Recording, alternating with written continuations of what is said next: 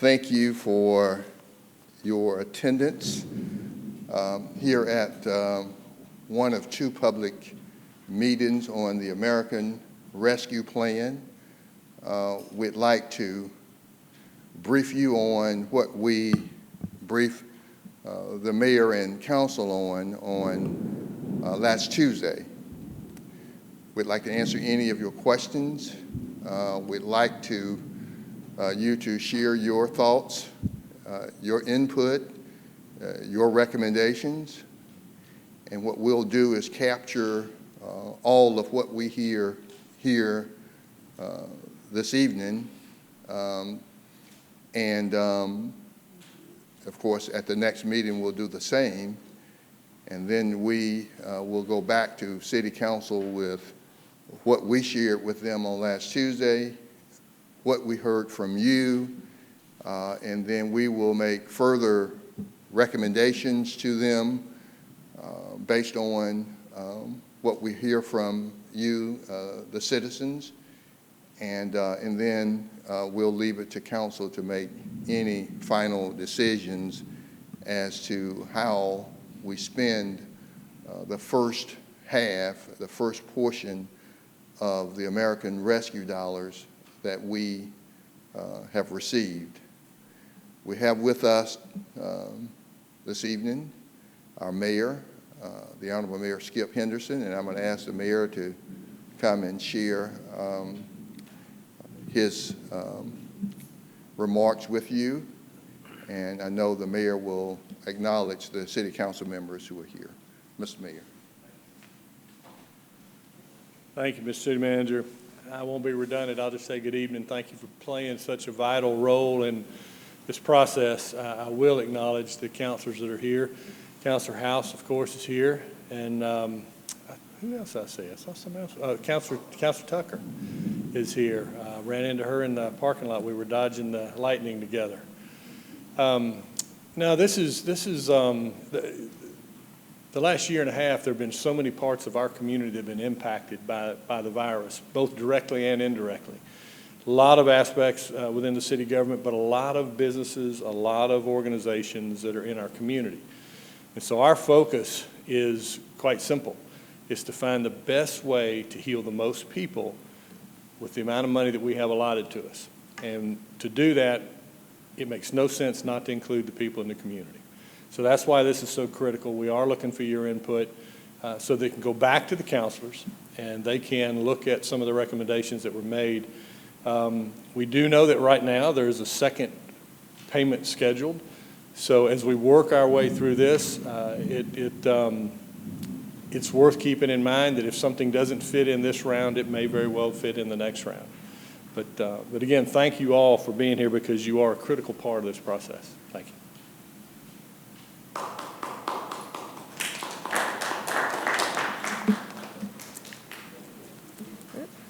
Good evening. I'm Pam Hodge, Deputy City Manager. Our other Deputy City Manager, Lisa Goodwin, and I are going to share this presentation this evening. I'll have the first half and she'll come up and have the second half with the closing remarks. So just to start, to give you some history on the American Rescue Plan, you know, it was passed by the House in February.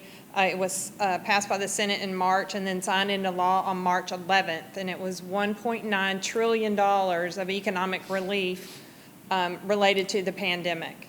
$362 billion of that was direct aid to state and local governments. But we have not, to this time, have not received the final guidance from the U.S. Treasury. So this is still preliminary information, and we definitely want your input as we are moving forward with this process. There are 4 categories that have been outlined in this interim final rule of how the funds can be spent. The first was response to the public health emergency with respect to COVID and its negative economic impact. The second one was the response to the workers performing these essential services, revenue replacement for the government, and investments in water, sewer, broadband infrastructure. Now, this is just the $362 million of how those funds can be spent that are allocated to the state and local government. So there is obviously a whole lot of other portions of the American Rescue Plan in different categories, but what we're talking about this evening is only that allocation to the city. So as a consolidated government, we qualify as both a county and a city, and so there is an allocation for cities. We're entitled to $40 million. As a county, $38 million. So for a total allocation to the Columbus Consolidated Government is $78.4 million. And the way this is done is in 2 rounds. So the first round, we receive half. We received the city portion of $20.2 million on June 7th. We received the 50% of the county portion, which is just over $19 million on June 14th. For our total allocation of the first 50%, which we're calling the first phase, is $39 million. And then we're anticipating the second phase of funding to be distributed within 12 months of the first phase. So next June, we should receive the second phase of funding. Again, the interim final rule was issued in May. It was open for comments through July 16th. To date, we have still not received the final rule related to the guidance of how these funds can be spent. So everything that we have been doing and looking at relates back to the interim final rule. It is a 151-page document. There's also a frequently asked questions that the Treasury has issued related to this funding. It started out as an 18-page document. It's now a 42-page document. So things have been evolving and changing over time since this rule was originally put out in May. So we're moving forward cautiously. We want to make sure that anything that these funds are utilized for is that they're in the final rule and are allowable expenses. Otherwise, the government will be required to reimburse any of those expenses. So it's very important that we proceed cautiously. There is a time period. Eligible costs can be incurred beginning March 3rd through December 31st of 2024, and then we have until 2026 to actually expend those funds. And there is financial reporting requirements related to anything that the city uses these funds for. We will be required to provide reports back to the Treasury. So we started off with getting a request from departments. We had 332 requests totaling $108 million. We have gone through those requests internally as staff and put them really in 3 buckets. One that definitely meets the interim final rule, some that we still need determination on, so we're waiting on those. And then the third bucket, excuse me, really didn't meet the interim rule, or has already been funded after those requests were submitted. There's also an allowance for revenue recovery for the government. We've gone through that calculation for 2020. Our allocation for revenue recovery can be $3.5 million, and that is citywide. It's not just by individual revenue source. It's based on the revenue for the entire government, based on a formula provided through the Treasury. These are just some of the department requests that we received related to the impact to their particular department, anywhere from facility upgrades to infrastructure requirements to furniture and flooring replacement, so ambulances, so a multitude of items we receive from departments related to how the pandemic has impacted them. So what we have done through our internal department is reviewed all those requests and outlined priorities that we felt should be considered by City Council. And this is for discussion, to get the discussion started. This is not the final list. Council is still deliberating over how these funds will be allocated in the end. And so we'll go through a couple of these in more detail. The first one is automation of the garbage collection process. at $19.5 million. And Deputy City Manager Lisa Goodwin will go through that particular one in more detail. Revenue recovery, which I mentioned earlier. Small business grants, and I'll go through a little bit of detail on how that might work and how it's worked in a previous funding source. Ambulances at $2.1 million. The Community Safeguard Program, which can include Cure Violence or cameras or any other programs that would be initiated to safeguard the community. Broadband and cybersecurity upgrades, and this would be phase 1 at $3 million. Premium pay for public safety and other essential workers at $5 million. And stormwater infrastructure at just over $2 million for the total of the $39 million, which is our initial allocation.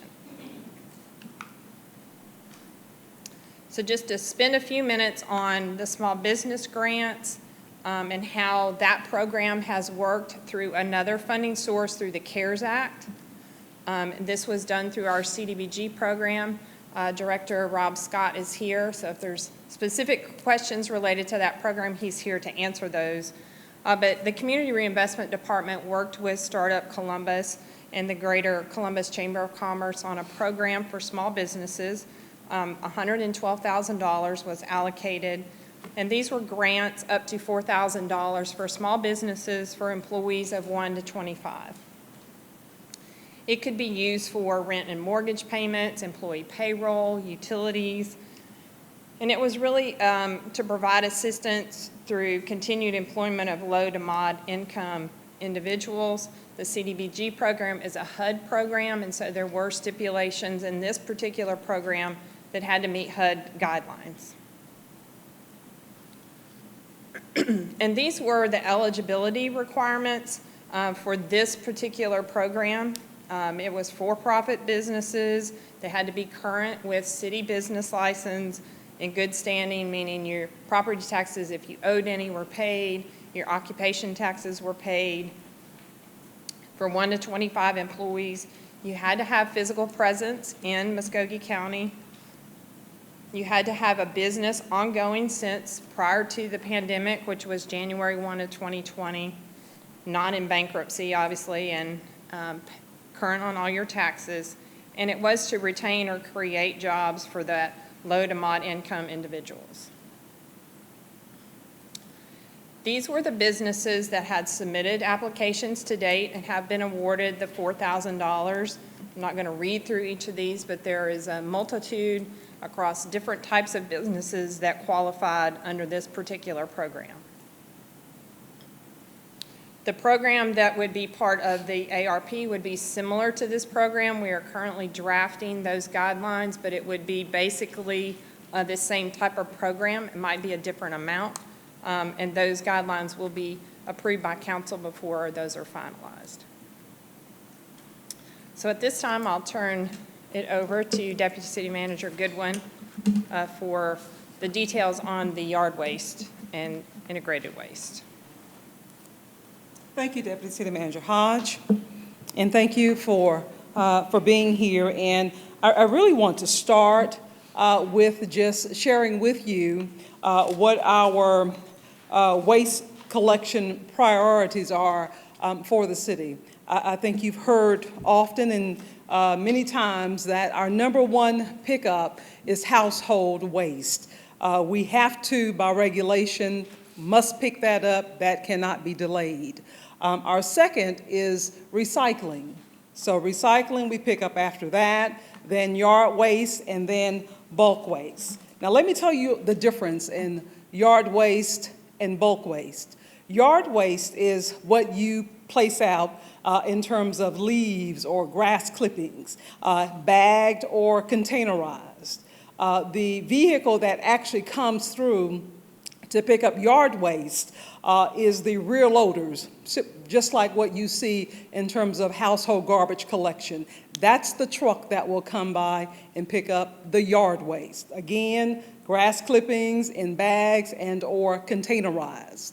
Then you have the bulky waste. The bulky waste is what the grab-all trucks, those large one-man crew trucks will come by and pick up. That's the household, that's the white goods like the refrigerators or the mattresses, the couches, the large piles of limbs. That's what's picked up by the grab-all trucks, and that's the one-man crew. And of course, the yard waste has the inmates on the back of that. Our resources, as we do waste collection, is done by 62 budgeted position waste collection operators, 62. We currently have 50 of those filled, 12 vacancies within the waste collection division.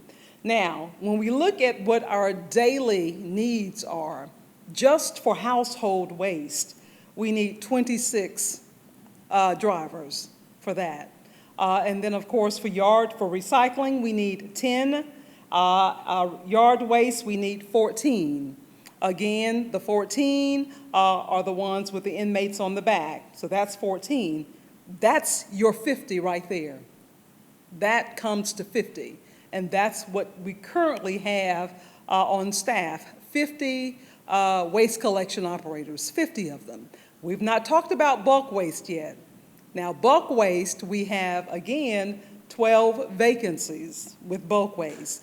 And in order for us to ensure that the household waste is taken care of, because you have drivers that are going to call out who are sick, those are on vacation, those who just don't show up, well, we have to then pull from bulk waste and or yard waste to augment the recycling in the household services. So which means the last one to get serviced is bulky waste, because those are the drivers we have to pull and supplant in the other pickup areas. And so that is really where we are and why we are where we are in terms of bulk waste not being collected, because we're pulling from Peter to pay Paul.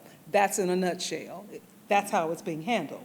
So again, right now we have a need for 12 persons, 12 routes, 12 vehicles we have for bulky waste, and it's all vacancies. We have 12 vacancies right now that should be in bulk waste. Now, we've had a number of questions that have come to us regarding, pickup and grab-alls or, any of our waste types. And the first question is, why not purchase more grab-all trucks to pick up bulk waste? We currently have 12 grab-all trucks that are fairly new, about average age is 3 years. So we have no issues with trucks in terms of grab-all trucks. We have all the trucks we need for grab-all to pick up the bulky stuff. We just don't have the drivers. That's our issue, the drivers. So if we could get those vacancies filled, then we really won't have a problem. But right now we have a problem. Another question is, if we buy all new trucks now, all will wear out at about the same time. We will need some sort of capital savings plan to prepare for that challenge. You're right. Now the plan, though, and we'll talk a little bit about this in the next couple of slides, the plan is a phased approach over a 3-year period. And again, I'll talk about and tell you how that's going to work. But that's purchasing household, yard waste, and recycling trucks. And then we update our vehicle replacement schedule by purchasing so many every year in order to keep our fleet healthy. That's what it's going to take. But of course, we've had to defer capital expenses over the years, and now is the opportunity for us to think about purchasing under this new plan. So that's where we are with being able to even talk about, purchasing additional vehicles. Another question is that it appears to be a lot of money for a system we don't yet understand that will not pick up bulk waste. And where they said the lot of money is what Deputy City Manager talked about in the ARP presentation, the $19.5 million for automated trucks. Well, the automated trucks, of course, what that does is it takes the use of inmates off of those rear loading trucks that we currently use. So that means of those 26 household and the 14 recycling, and then of course the yard waste, all of those will no longer have inmates. We can now divert inmates to other serious issues that we have throughout the community, litter being one of those. We can put them out picking up litter in addition to other things that we really are in dire straits of and need those inmates in our parks, in our buildings, on our roads, our rights of ways. They could be used in that manner. And so again, we utilize inmates for all of our waste pickups right now, except for the bulky waste, which is the grab alls, because that's a one-man operation already. And we're trying to automate to get everything else in that shape. That's where we are with that. So again, new trucks will not eliminate the fact that we need to hire the bodies.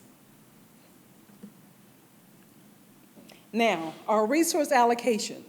Again, under yard waste, our CCG trucks, we have 14 of those that are out there right now picking up trucks. Council approved back in late May the use of a third-party contractor. That third-party contractor started work with 5 trucks, a 3-man crews on each of those trucks on June the 21st.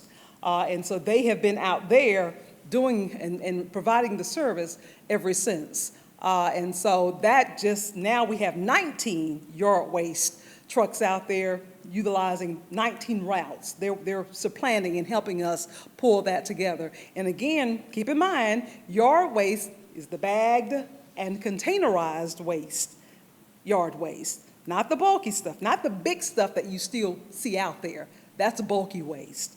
And so I do want to remind citizens, you know, what you will see. You're going to see the rear loaders come through your house, come through your property, and they're going to pick up the bags and the containerization. You may have the large piles of limbs still there. They're going to pass by and not pick that up, and then you may call and say, Skip, they didn't pick this up. Well, there's another truck that does that. And so when you see them going down, just know that they're very specific in what they're there to pick up. Another truck will then come by and pick up the big stuff. That's totally different. So just know that. Then you have, again, AM waste that supplants that. Now, on July the 27th, Council approved yet another amended contract to the original AM waste contract for another 5 trucks, 3-man crew, another $1.7 million to help us aggressively tackle the issue of yard waste. Now, what that means for us is that now that we're going to have 10 trucks out there assisting our yard with yard waste, we can now pull 5 of our folk from yard waste. From that 14, we're going to pull 5 of ours and then put them on bulky waste. That way we know we have a dedicated crew every day dealing with yard waste. And the 10 AM waste are now going to assist the other 9 city public works area with keeping the yard waste up. We want to continue. We don't want to get behind on that, so we want to keep that up. But right now what's critical is the bulky waste, the big piles of stuff. And that's what those 5 will be able to do each and every day. We're not doing it on those certain days. I have them out there every day in all parts of the city, making sure that we aggressively tackle the issue of bulky waste. That's what that is for. Now, back to the ARP purchase of the automated trucks and the program that we're talking about and what Deputy City Manager Hodge has outlined it for us. In year 1, we are going to be looking to purchase all the containers needed for household, yard waste, and recycling. Yard waste and household garbage, year 1, along with 24 trucks for household garbage. 24 trucks. And you say, you said that there were 26 routes. Why just 24 trucks? Because 2 of our routes are in Bibb City, and those trucks are too large to service those particular streets. And so we have to maintain 2 rear loading trucks, and that gives us our 26 that we need every day anyway. Year 2, we will purchase 14 yard waste automated trucks. Then year 3, it will be 2 additional recycling trucks along with additional recycling containers. So that will take care of the $19.5 million that we are looking to get out of ARP and necessary for us to take care of the problem that we currently face, which is really our #1 issue right now, because with all the trash that's out there, it's a whole new, animal by itself. So crime is involved, because wherever there's trash and debris and slum, then things happen. We've got to clean up the city, and this is part of doing that. So in summary, we don't have an issue, again, with trucks for picking up the bulky waste. We need drivers. And so we do appeal to anybody that's out there. If you have a CDL, please call us. Please go onto our website at www.columbusga.org, complete an application, or you can call our Public Works Department at 225-4681 and let them know that you're interested. They can tell you more about it. We need the help. And so, any questions for me on this, I'll be happy to answer. Otherwise, I'll turn it back over. Thank you.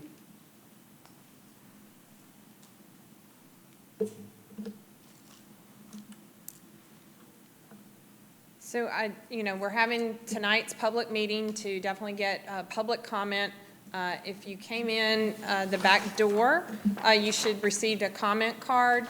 This is just another way for us to get information back from you. My email is on there, my office phone number, if you want to call and provide any comments. Anything that we hear tonight or Wednesday night, we'll have another public meeting, will be relayed to council on August the 10th. So they'll be able to make an informed decision on the input that we receive from the citizens. And I kind of went through this schedule. So at this time, we'll open it up for public comment.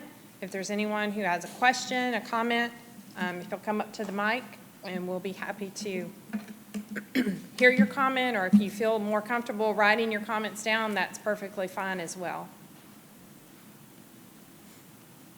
Please feel free to go to the microphone and comment or ask your question.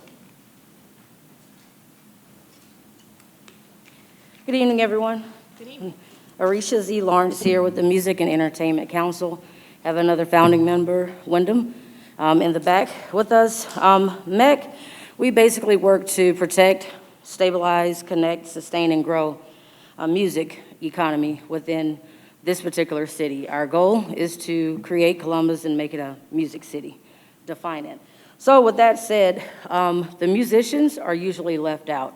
Larger venues, yes, they are covered in these type initiatives. However, smaller venues, promoters, gig workers, musicians of that nature, they usually aren't considered. So looking at some statistics, the American Rescue Plan Act offers an opportunity for communities to invest in themselves, and music is an effective tool to do so.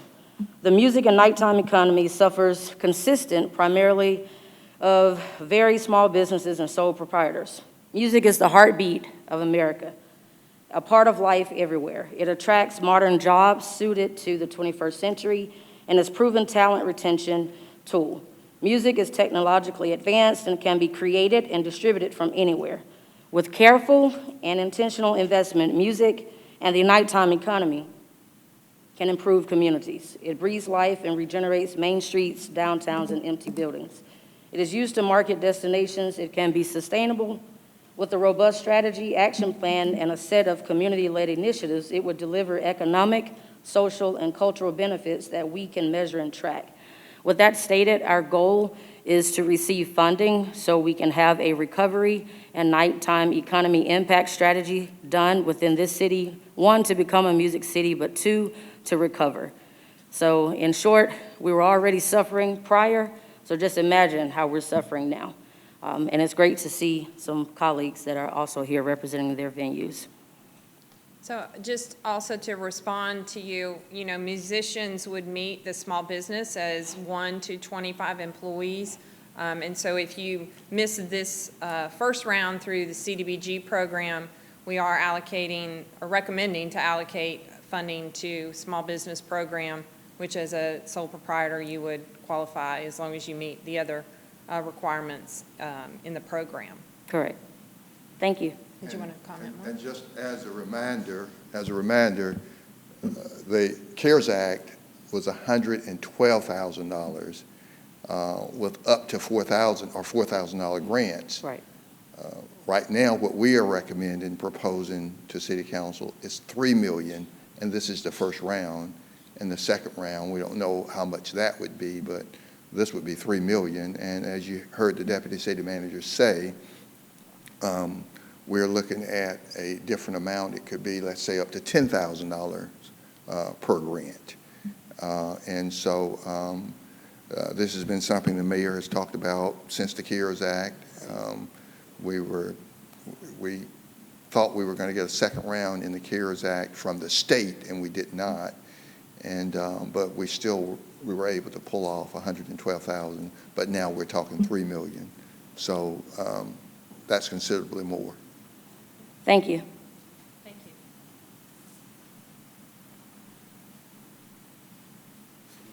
Questions, comments, please come to the mic. Good evening, everybody. My name is Jerome Lawson, and I'm a business owner here in Columbus, Georgia. I got a food truck called Twist Skillet on 13th Street. And in regards to this comment card, I really don't see anything in regards to the black community on this page. I see where it says community safeguard programs to include cure violence and cameras. I can agree with that, but for all of our board members who's been a part of this community, who represent the districts in this community, we are already funded. The ambulance, they charge you. They charge your insurance. So I don't understand why they would need funding. This should be channeled towards the critical areas of our community, specifically the areas that are suffering, the recreational areas that we used to have, recreational activities that we used to have that we don't have because they said we didn't have enough funds to pay lifeguards, et cetera, et cetera. We need to start channeling these funds back into the communities that really need them. And today I hope that I can eventually challenge all the city council members to go into the districts that they represent, because if they did, we will automatically see some changes on this list, because there's a lot of areas in our community that need to be channeled with funding. And if we're in tune with our communities, we would know this. So hopefully I can challenge everybody to ride through your communities that you represent and see with your own eyes that me and my brother right here, that the things that we see every day, the torn down buildings, the things that people say that they was going to do, the promises that was made to our communities, we need to honor them with the funding that this act is for.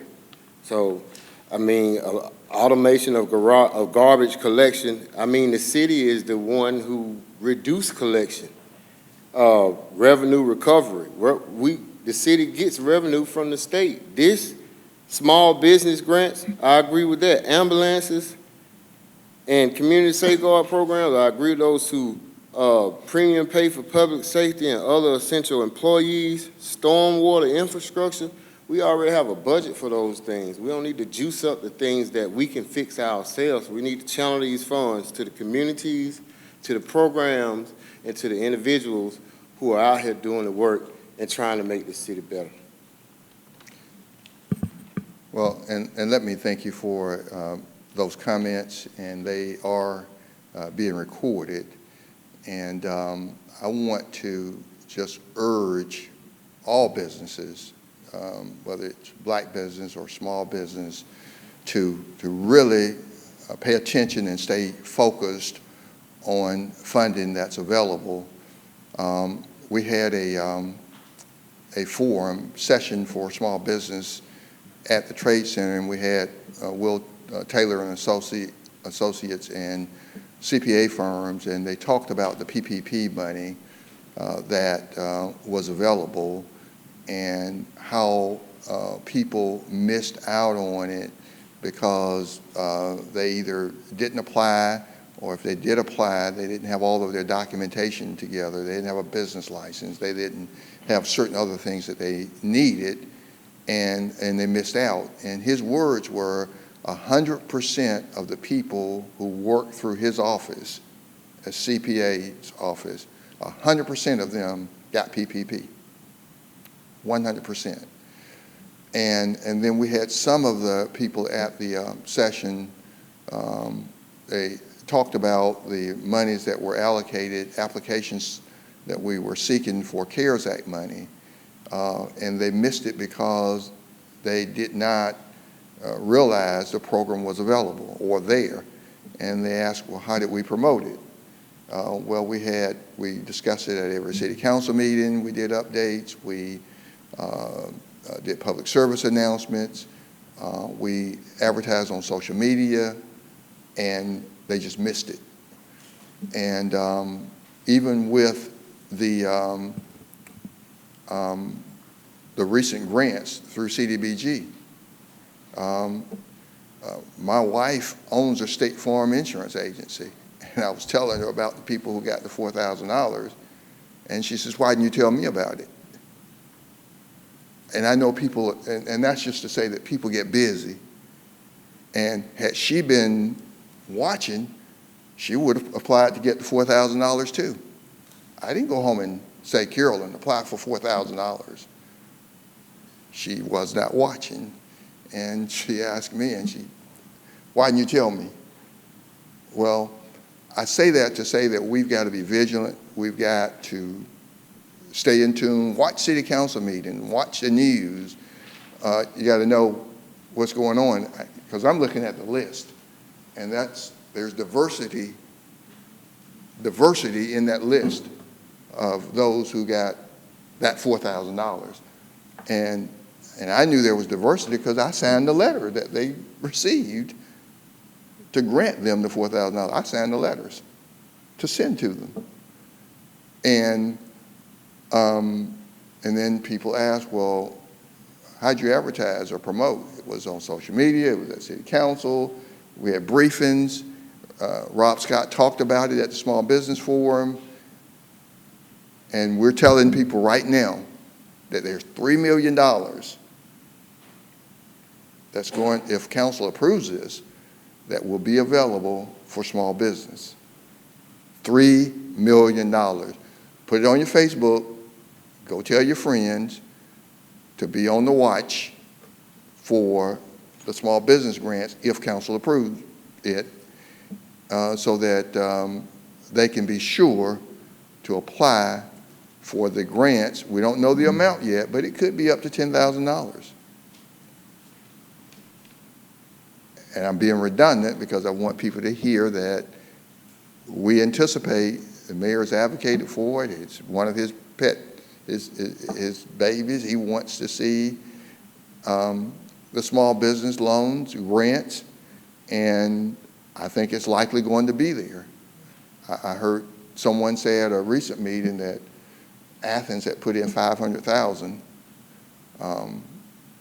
at some point in the past. We're talking $3 million in the first round. $3 million. Go tell your friends. If you're watching by television, just remember to be on the watch for the grant application process, because there will be an opportunity to get small business grants. It's going to be on social media. It's going to be on the city website. It's going to be on CCG TV. We're going to tell it everywhere we go. And then it's up to small business, black business, whoever qualifies, to know that it exists and to apply. And those who had all of their documentation in order, they got the $4,000.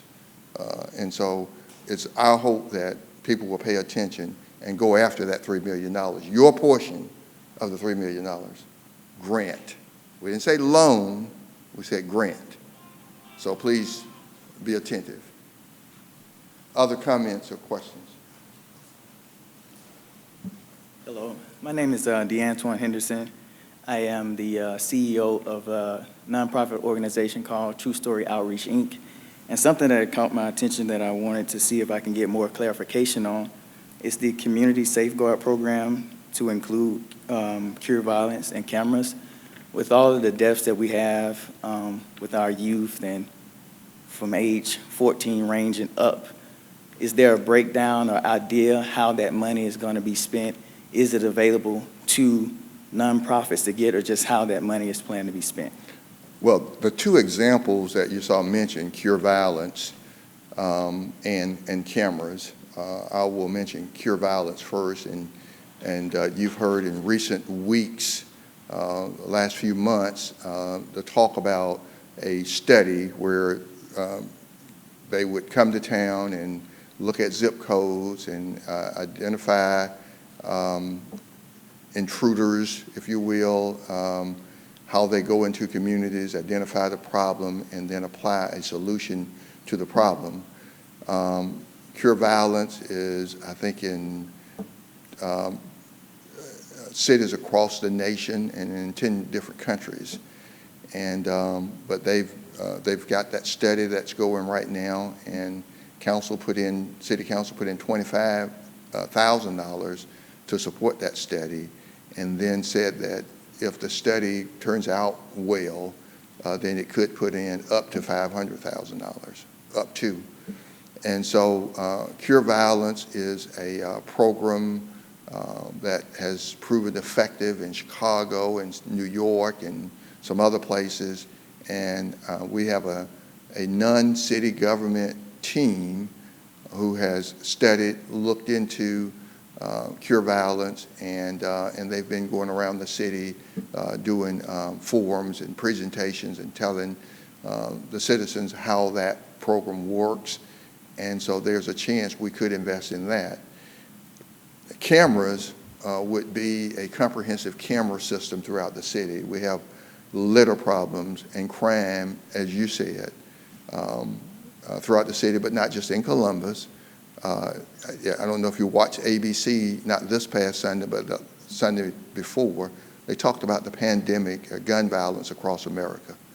And they listed the killings in Chicago and New York and Philadelphia and all of the other cities, and how many murders or gun shot victims over the course of that 1 week.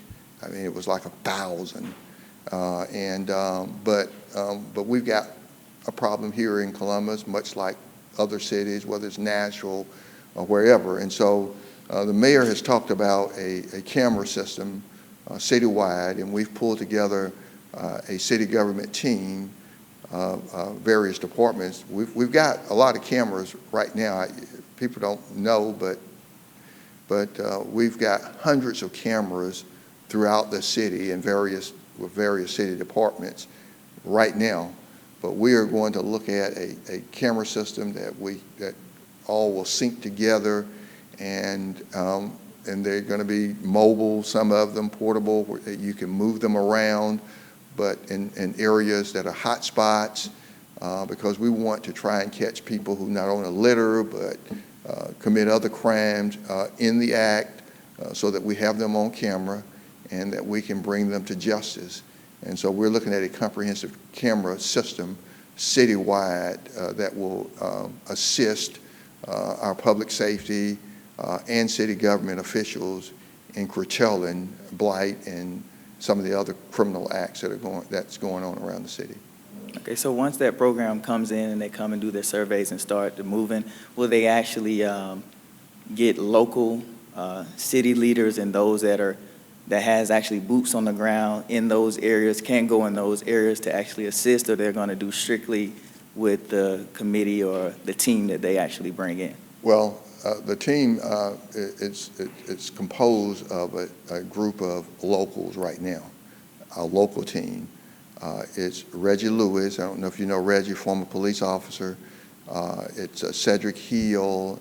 It's Dr. Asante Hill with public health, Cedric Hill Jr., and there's one other epidemiologist on that team that has worked hard to do the cure violence thing, to take a close look at where the violence is occurring.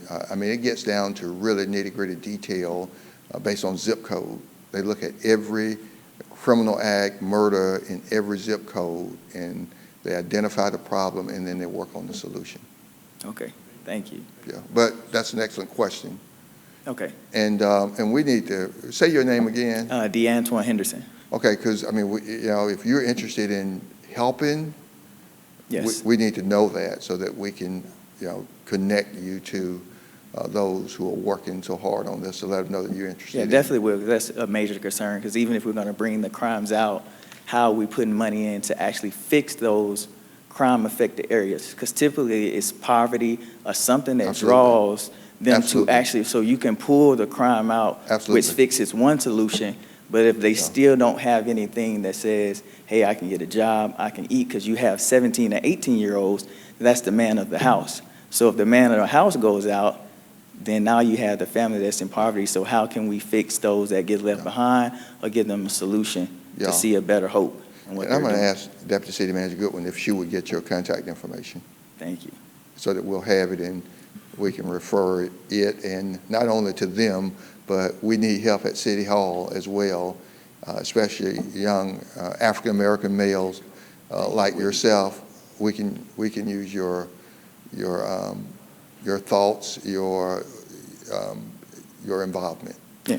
Yeah. Thank you. I'll be happy to. And I'm glad you came. It's good to see young African-American males involved and willing to help. Yes, and I talk with my brother all the time, so that's why I established a nonprofit organization. I'm actually a minister, so I want to get my boots on the ground and actually take a turn, because this is the city that I was born and raised in, and it's sad to see so many youth that's actually getting killed going inside of the schools, and you see the same repeated cycle, Yeah. but there's no solution. We can talk, but if we don't give them anything that gives them hope, we're going to repeat the same cycle. Yeah. Well, she's going to get your information, because I mean, you can help in so many different ways. You know, if it's just a 60-second commercial on CCG TV for us that speaks to a group and encourage them to go positive. And so she'll get your information. You know, I'd like to have you do a commercial for us. I'll be definitely happy to do that. That guy back there, I'll get him to shoot it. It's no problem. I did one in Phoenix City not too long ago, so it's no problem. Okay. Call me, Well, we'll make it happen. We'll give that to Mike King, and we'll make sure he contacts you to help us out. Thank you. Sounds good. Yeah. Thank you all. Others, comments? I got one more. Questions? Come on.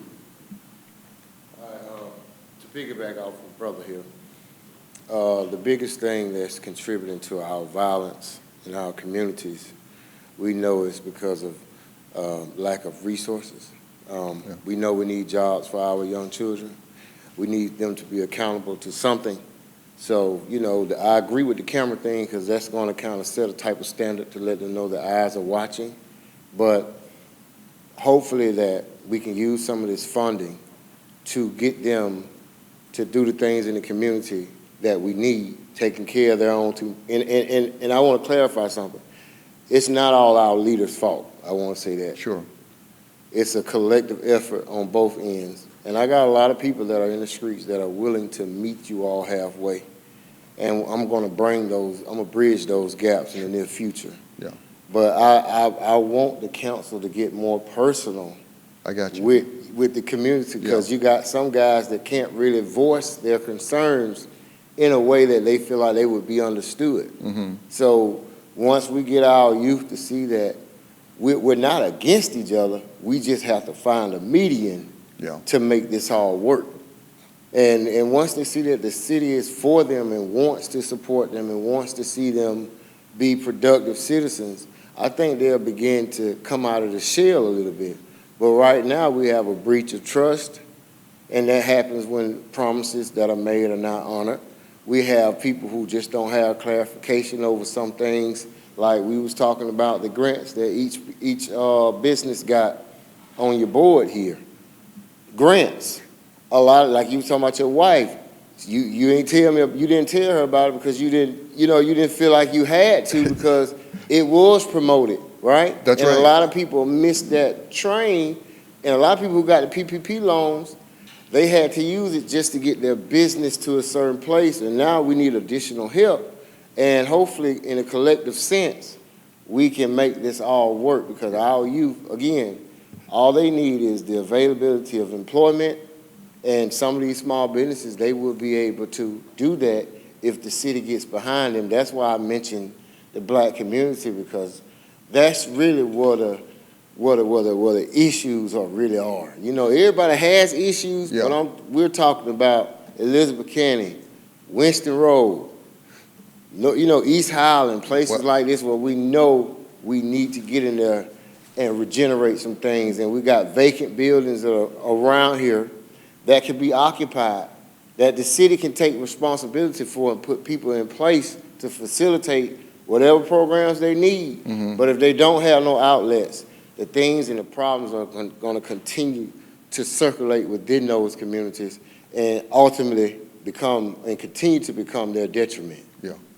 So I can contact you through your brother, right? Yeah. Yeah. Yes, sir. Because, I mean, see, the conversation I hear you saying, I don't mind you saying that to us on CCG TV in a way of challenging us to, sometimes, we need to be told. Yeah, we got to shake the chair sometimes. Yeah, we got to shake the chair, because at the end of the day, we all have an obligation. That's right. Because we all live here. Yeah. And Columbus is an old city. Yeah. But you got new blood in Columbus. Yeah.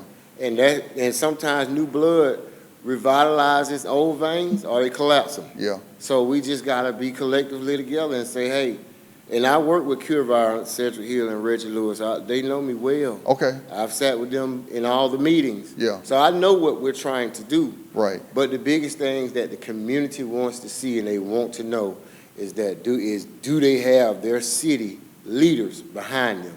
You see what I'm saying? Yeah, They want to be able to believe that, and we have to uphold that standard. I got you. Understand. And I do want to recognize State Representative Calvin Smiley and thank him for being here this evening. Other comments, questions from any of you? Ed?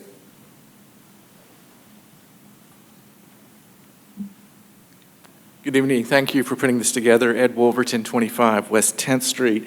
Appreciate the information you provided. I just wanted to make a comment, not necessarily looking for a reaction, but I would like for council and staff to consider additional expansions of this, looking at the expenditure categories dealing with the negative economic impacts from the COVID, specifically for aid to tourism, travel, and hospitality, as well as aid to nonprofits. I know there's a second round of that is in the pipeline, so hopefully as you look at that, those two sectors will be considered. Mayor talked about that this morning. You must have been talking to the mayor.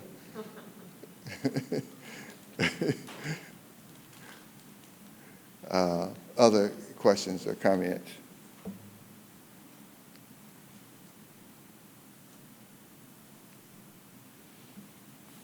Good evening, Mayor, Mr. City Manager, Morning, Paul.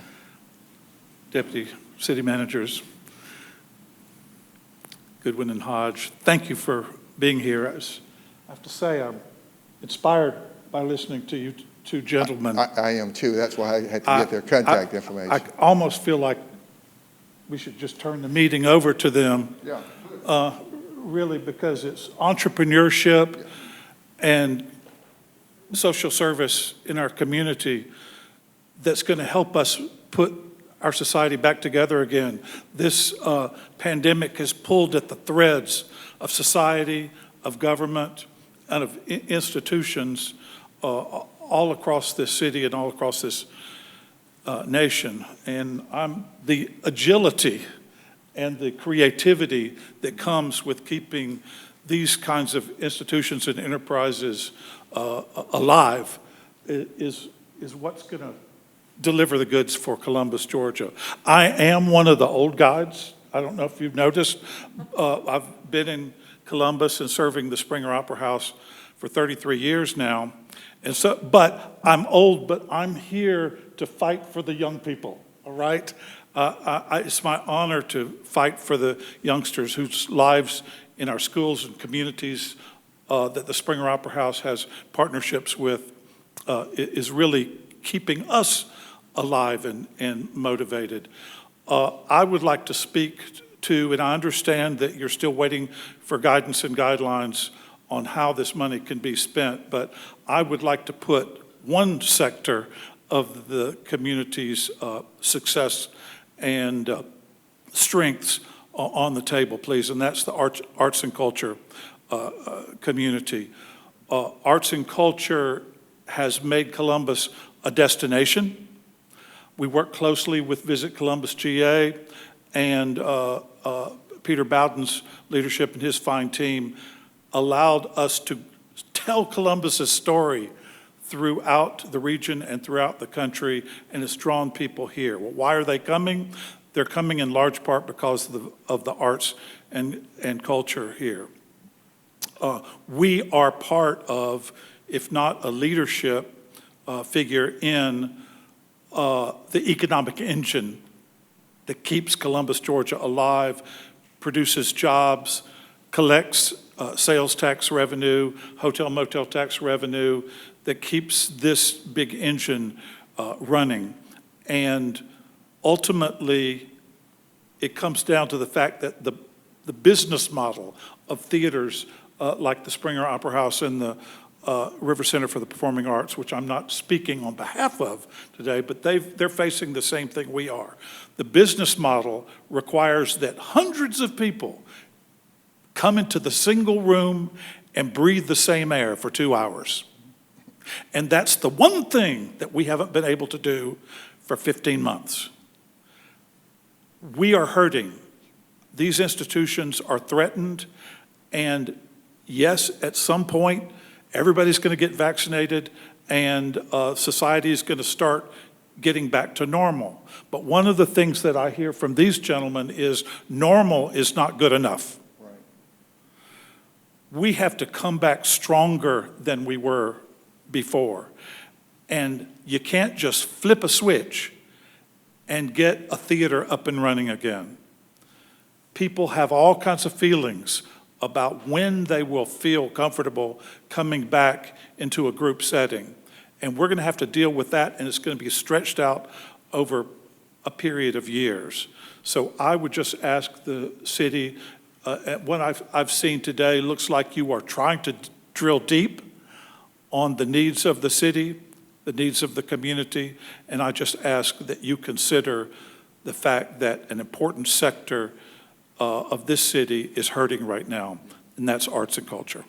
Well, and again, you know, I appreciate those comments, and I'm serious. We had a meeting this morning, and that was a focus of the mayor and on both the issues that you guys have talked about. So I know that he's focused on that, and we hear you. And when we go back to council, we need to make sure, we will make sure that those things are listed as critical concerns that were brought to the table from this meeting. Thank you. And thank you for the good work that you all are doing. This is hard work. And this is a time of your lives, I know, when you're really earning your paychecks. So Yeah, thank you very much. Thank you. Any other questions, comments, recommendations?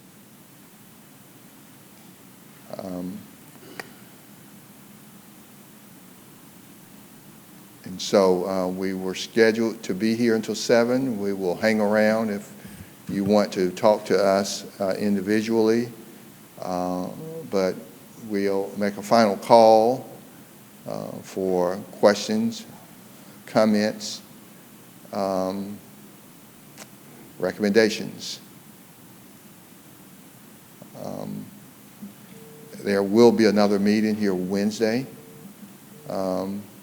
at 5:30, and you're welcome to come back, but we hope that we'll get a larger crowd and that we will be able to get your feedback, the community's feedback, input on how the ARP funding is spent.